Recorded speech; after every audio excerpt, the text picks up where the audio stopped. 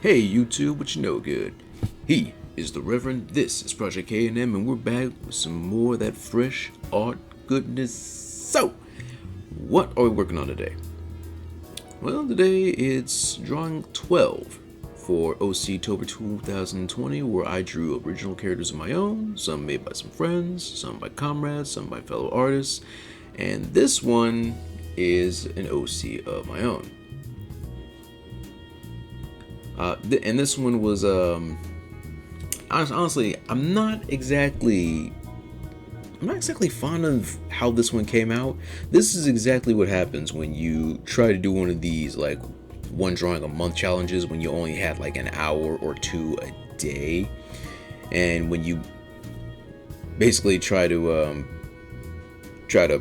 power through it and only get like maybe 3 hours of sleep that night.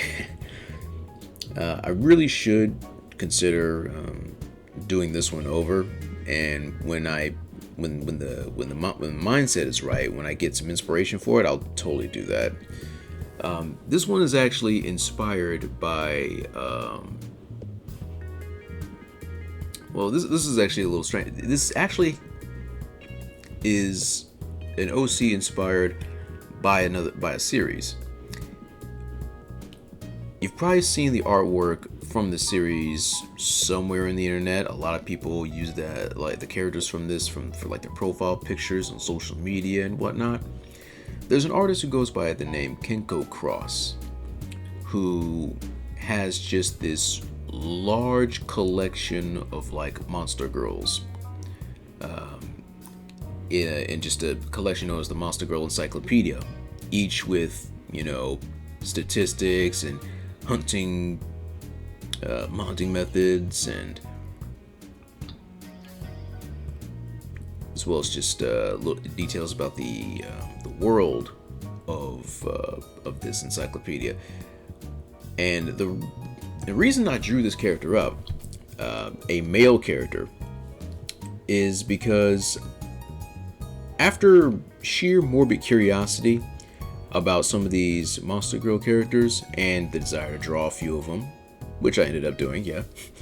I ended up checking out one of the wikis to get some data and some info on how these Monster Girls work, and just how they and just exactly what goes on through Kenko Cross's mind, and how, as well as the world and how it works, etc., etc. And upon reading the comment sections on one of the wikis, I noticed a lot of people having a lot of fun in the comments. Depending on what monster article you're reading into, someone in the comments would write down a scenario, a what would you do scenario. For example, you kind of like lost in a, like lost at sea or something, and like your ship had capsized, and you're just swimming to shore, but before you make it, like a kraken shows up and is clearly heading towards you. What do you do? I ended up responding to a decent amount of these what would you do scenarios, because I just thought they were cool. Needless to say, there are a lot of people, because of the nature of the Monster Girl Encyclopedia and how these monsters are not trying to, say, kill and eat the humans, but obviously for more risque scenarios that I probably shouldn't go into too much detail on YouTube, I decided, how do you respond to these what would you do scenarios for someone who is not interested in these kind of things and is just trying to escape, just trying to survive? And a lot of people actually liked my responses. I got some decent comments on some of them. So after responding to so many of these scenarios, I started to get interested in writing a compilation of actual scenarios in the form of a journal on that particular wiki. Eventually, upon further motivation by a few members of that community responding with some positivity and thinking things through, and this is back when I had a lot more time than I do now, I decided I'm gonna take a set of these situations that I come up with rather than using, the actual what would you do scenarios in the comments, and come up with an actual story for the person in these hypotheticals. Hence the character that I'm drawing right now. Gave the guy a backstory and gave him an idea of what was going on. And it ended up being kind of like almost like a web novel, if you will. So let me just give you a quick rundown on my character here, Nuka Kazan. He's a human, and he's in this world of monsters and all that, and he's the last of a nomadic group of hunters. He's part of a clan known as the Black Fang. Nomadic by nature, always traveling, always discovering. They become well-known hunters, bounty hunters, mercenaries, etc. As they travel. But they're constantly moving all around these lands. And they're guided by what they call the spirit of the wolf.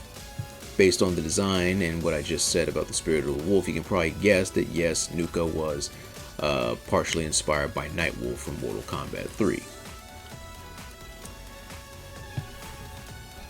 The situation when it comes to the Monster Girl Encyclopedia is that the monsters in this world weren't always the way they are now. In this world of the MGE, there is a demon lord, basically controlling all of these monsters and essentially trying to lead the human race to extinction. Except the previous demon lord apparently has died and has been replaced. This new demon lord wishes peaceful coexistence between man and monster.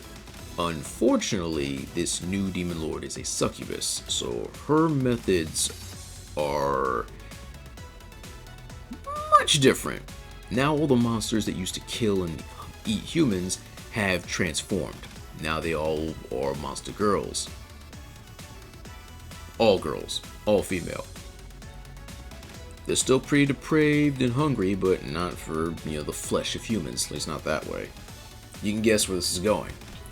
So this other method of human and monster coexistence is more along the lines of wipe out all the females, turn them all into monsters, and turn all the human men into husbands for all the monsters. Either way, that will still wipe out the human race, obviously. Now, the members of the Black Fang have either been turned to monsters or have been taken by monsters. Now, the only one that we know that is left is Nuka. So, the whole story is him basically writing, entries in his personal book of memories, like a journal, during his travels. So we learn his experiences outside the world of war and hunting, though he will talk about, hunting and surviving against things like a corrupt church, etc., etc. He's essentially now a lone wolf trying to figure out where the rest of his clan is, if there are any survivors whatsoever, and basically just trying to survive in this nonsense. The idea is that if anything were to happen to him, someone will pick up this novel and read what happens, and maybe shine some light on both man and monster as he travels. And the question was, how long can I keep this guy going and before he, something happens to him?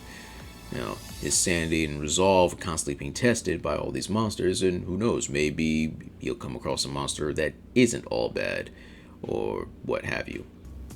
Who knows? I never finished the story, and the wiki was completely taken down because that particular server decided that the Monster Girl Encyclopedia was not TOS. So everything has now been moved to a different wiki, but all the what would you do scenarios, all the comments, my story, it's all been taken down, obviously. So if anyone wanted to read the story that I had a decent amount of chapters. I'm going to have to redo that all over again, which honestly gives me a perfect opportunity to kind of rewrite that and maybe make the chapters a little longer.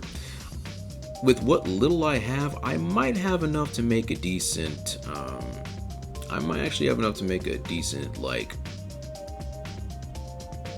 light novel format for it. But I'm gonna have to look into it and see how many words those are, because I think light novels are around 50,000 words. I don't know if I've written 50,000 words, but I can make it happen. Yeah.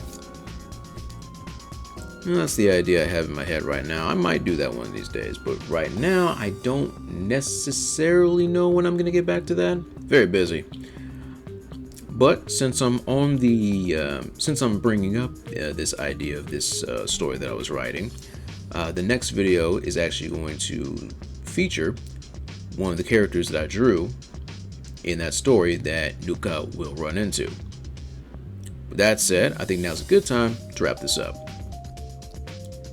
As always, thanks for watching, take it easy, memento mori, and I will catch you all in the next one.